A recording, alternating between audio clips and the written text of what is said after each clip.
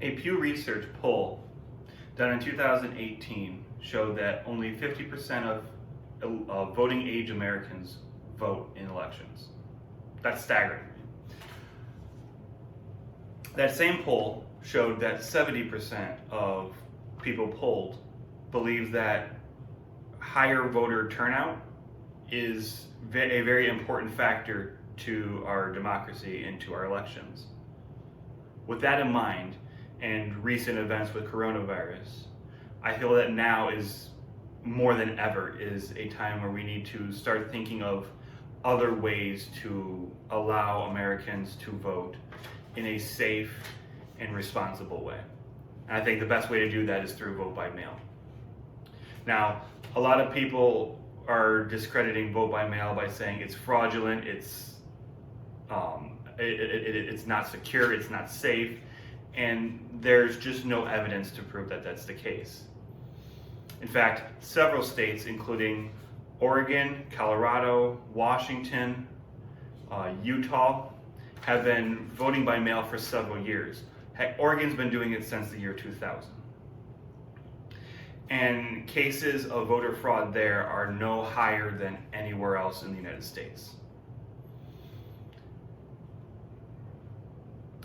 A Cornell study, in fact, looking into that, showed the same thing, that the security of vote-by-mail systems are not any less secure than any other type of voting.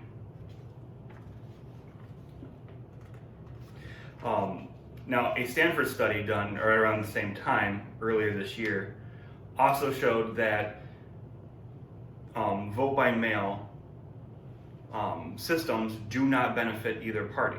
So that's another major form of attack that people who are against this type of system usually bring up, that it'll benefit the Democrats or it'll just benefit the Republicans. Well, Stanford did a study and they found that that's just not the case.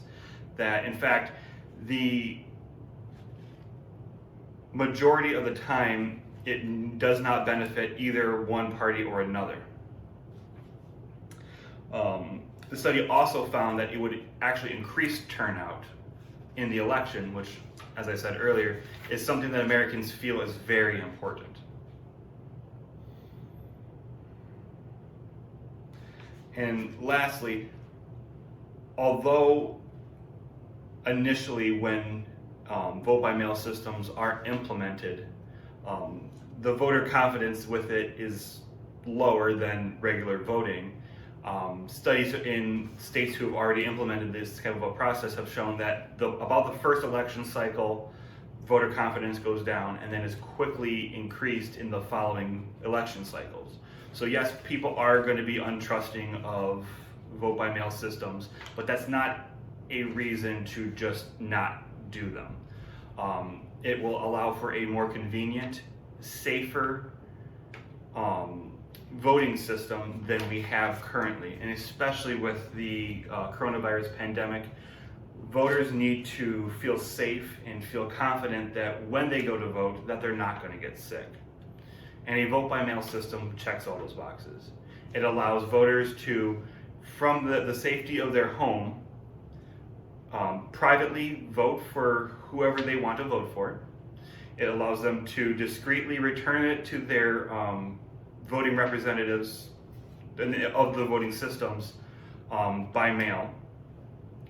And it allows them to still voice their opinion without going down to a polling station where they have a chance of contracting coronavirus because of the constraint or the restricted quarters. And it allows people who are unable to work or are unable to go in to vote because they're working to vote in their free time. Overall, there isn't much of a downside to this, and it increases the amount of people who vote, which only can benefit our democracy. So what can you do to vote? Well, you can contact your county clerk and request a ballot, and they will send you an absentee ballot and you can vote, and as long as you're registered you can vote, and they'll send it right back in the mail and your ballot will be counted just like anyone else's. If you have any further interest in this subject, I did leave a couple sources down in the doobly-doo down below, so be sure to check those out, and thank you for watching.